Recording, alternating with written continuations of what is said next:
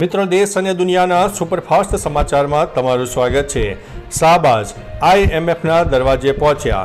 પાકિસ્તાનના વડાપ્રધાન શાહબાઝ શરીફે બુધવારે એટલે કે 24 સપ્ટેમ્બર 2025 આંતરરાષ્ટ્રીય નાણાકીય ભંડોળના મેનેજિંગ ડિરેક્ટર ક્રિસ્ટાલિના જ્યોર્જિવા પાસે દયાની અપીલ કરી। હંમેશા પોતાની આર્થિક સ્થિતિ ઉપર શોક વ્યક્ત કરતા આ દેશે આ વખતે પૂરનું બહાનું ગણાવ્યું છે। પાકિસ્તાન વડાપ્રધાને IMFને ગુરુવારે એટલે કે 25 સપ્ટેમ્બર 2025ના રોજ સમીક્ષા કરતા પહેલા તેના દેશની આર્થિક સ્થિતિ પર વિચાર કરવા વિનંતી કરી છે। મિત્રો, અન્ય મહત્વના સમાચારની વાત કરીએ તો અંબાજી મંદિરની ગાદી માટે સાધુ અને સાધ્વી મેદાનમાં આવી ગયા છે। જૂનાગઢના અંબાજી અને ભીડભંજન મહાદેવ મંદિરની ગાદીના મહંત પદ માટે 18 દાવેદારોએ મામલતદાર કચેરીમાં ફોર્મ ભર્યા, જેમાં સાધુ અને સાધ્વીઓનો સમાવેશ થાય છે। આ તીવ્ર સ્પર્ધા ધાર્મિક મહત્વની ગાદીમાં સરકારી હસ્તક્ષેપ દર્શાવે છે। મહેશ ગીરી પણ દાવેદાર છે। અરજીઓની વેરિફિકેશન ચાલુ છે, જેનો રિપોર્ટ જિલ્લા કલેક્ટરને જશે। આ પારદર્શક પ્રક્રિયા મહંત નિમણૂકમાં નવા આયામો ઉમેરે છે। મિત્રો, અન્ય મહત્વના સમાચારની વાત કરીએ તો ફટાકડા ફોડવાના શોખીન છો તો વીમો લઈ લેજો। ફોન પે દિવાળી માટે ₹11નો ખાસ fire crackers insurance plan launch કર્યો છે। આ પ્લાન દ્વારા ફટાકડાને કારણે થતા અકસ્માત માટે ₹25,000નું કવરેજ મળે છે। આ પોલિસીમાં પોલિસી ધારક, તેના જીવનસાથી અને 2 બાળકોને કવર કરવામાં આવે છે। આ પ્લાન 12 ઓક્ટોબર 2025થી શરૂ થશે અને ફોન પે દ્વારા સરળતાથી ખરીદી શકાય છે। આ વીમાની વેલિડિટી 11 દિવસની રહે છે। મિત્રો, અન્ય મહત્વના સમાચારની વાત કરીએ તો એશિયા કપમાં અભિષેક શર્માનો છગ્ગાનો વરસાદ। એશિયા કપ 2025માં ભારતીય યુવા બેટ્સમેન અભિષેક શર્માએ શાનદાર ફોર્મ જાળવી રાખ્યું છે। બાંગ્લાદેશ સામે તેણે 75 રનની ઇનિંગ રમી, જેમાં 5 છગ્ગા અને 6 ચોગ્ગા ફટકાર્યા હતા। અગાઉ પાકિસ્તાન સામેની મેચમાં પણ તેણે 74 રન બનાવ્યા હતા, જેમાં છેલ્લા 5 છગ્ગા સામેલ હતા। અભિષેક અત્યાર સુધીમાં 17 છગ્ગા ફટકારીને એશિયા કપ 2025માં સૌથી વધુ છગ્ગા મારનાર ખેલાડી તરીકે સ્થાન મેળવ્યું છે। મિત્રો, અન્ય મહત્વના સમાચારની વાત કરીએ તો જહાજમાં લાગેલી આગ 64 કલાક બાદ પણ કાબુ બહાર જોવા મળી। પોરબંદરના દરિયા કિનારે હરિદર્શન નામના એક જહાજમાં સોમવારે લાગેલી ભીષણ આગ 64 કલાકથી વધુ સમય વીતી ગયા હોવા છતાં હજુ પણ કાબૂમાં આવી નથી। જહાજમાં રહેલા જ્વલનશીલ પદાર્થોને કારણે આગ ઓલવવામાં મુશ્કેલી પડી રહી છે। આગની શરૂઆતમાં સિલિન્ડર બ્લાસ્ટ થતાં આગે વધુ વિકરાળ સ્વરૂપ ધારણ કર્યું। કોસ્ટગાર્ડ અને ફાયર બ્રિગેડની ટીમો સતત આગ બુઝાવવાના પ્રયાસો કરતી રહી છે।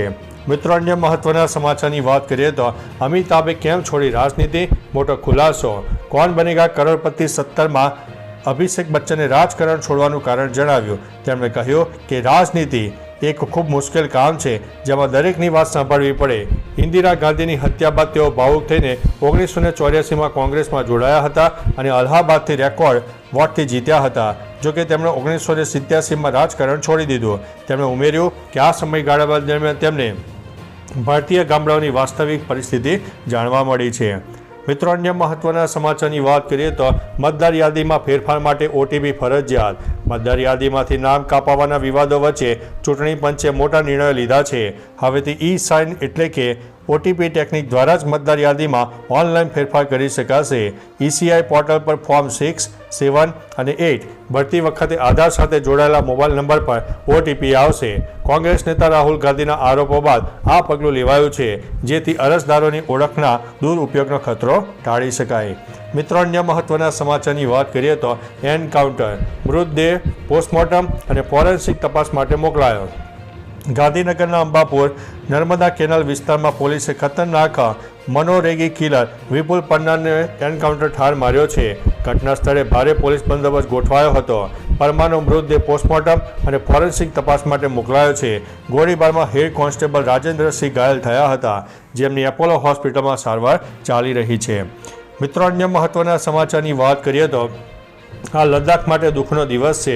લેહમાં કાર્ય કરતા સોનગ વાંગચુકના સમર્થનમાં વિરોધ પ્રદર્શનકારીઓએ CRPFના અનેક વાહનો અને ભાજપ કાર્યાલયને આગ ચાંપી દીધી। આ ધમાલના જવાબમાં શહેરમાં કર્ફ્યુ લાદવામાં આવ્યો। ધમાલ અંગે સોનમ વાંગચુકે કહ્યું કે આ લદ્દાખ માટે દુઃખનો દિવસ છે। અમે 5 વર્ષથી શાંતિના માર્ગે ચાલી રહ્યા છે। અમે ઉપવાસ કર્યા, લેહથી દિલ્હી સુધી ચાલીને ગયા। આજે અમે શાંતિનો આપણો સંદેશ નિષ્ફળ થતો પણ જોઈ રહ્યા છે।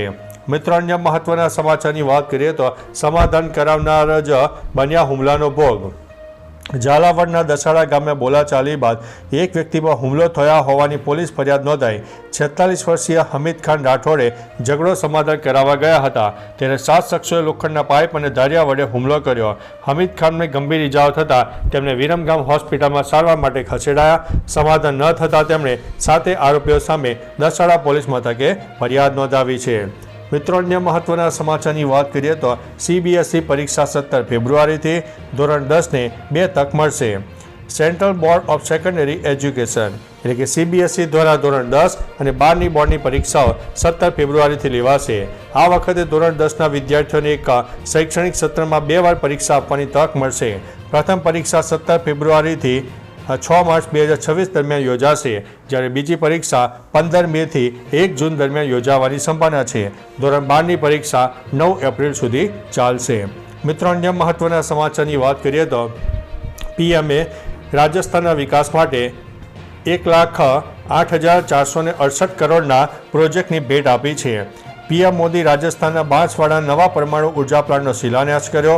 આ પ્રોજેક્ટ દ્વારા રાજ્યમાં ઉર્જા ઉત્પાદન વધશે અને સ્થાનિક વિકાસ માટે મોટી તકો ઊભી થશે. માહી બાંસવાડા પરમાણુ પાવર પ્લાન્ટ રાજ્યનો બીજો પરમાણુ પ્લાન્ટ બનશે. આ સાથે 1,08,468 કરોડના વિવિધ વિકાસ પ્રોજેક્ટથી રાજ્યને રોજગારી, ઔદ્યોગિક વિકાસ અને ઉર્જા સેક્ટરમાં નોંધપાત્ર ફાયદો થવાની અપેક્ષા છે. મિત્રો, અન્ય મહત્વના સમાચારની વાત કરીએ તો નીલ સિટી ક્લબના ગરબામાં મોટો વિવાદ સર્જાયો છે. રાજકોટની નીલ સિટી ક્લબમાં ગરબા કાર્યક્રમ દરમિયાન અંગ્રેજી અને બોલિવૂડ ગીતો પર થયેલા ઠુમકાઓને કારણે વિવાદ ઊભો થયો છે. માતાજીની આરાધનાના તહેવારમાં આ પ્રકારના ગીતો વગાડાતા સભ્ય, સમાજ અને સંસ્કૃતિને લાંછન લાગે તેવી ચર્ચા ચાલી રહી છે. ગત વર્ષે પણ આ જ ક્લબમાં વિવાદ થયો હતો. જણાવાય છે કે આ કાર્યક્રમ પૂર્વ MLA ઇન્દ્રનીલ રાજ્યગુરુના ભાણેજ દ્વારા આયોજિત કરવામાં આવ્યો હતો. તો ચાલો મિત્રો, ફરીથી દેશ અને દુનિયાના સુપરફાસ્ટ સમાચાર લઈને મળતા રહીશું. ત્યાં સુધી અમને રજા આપશો. નમસ્તે.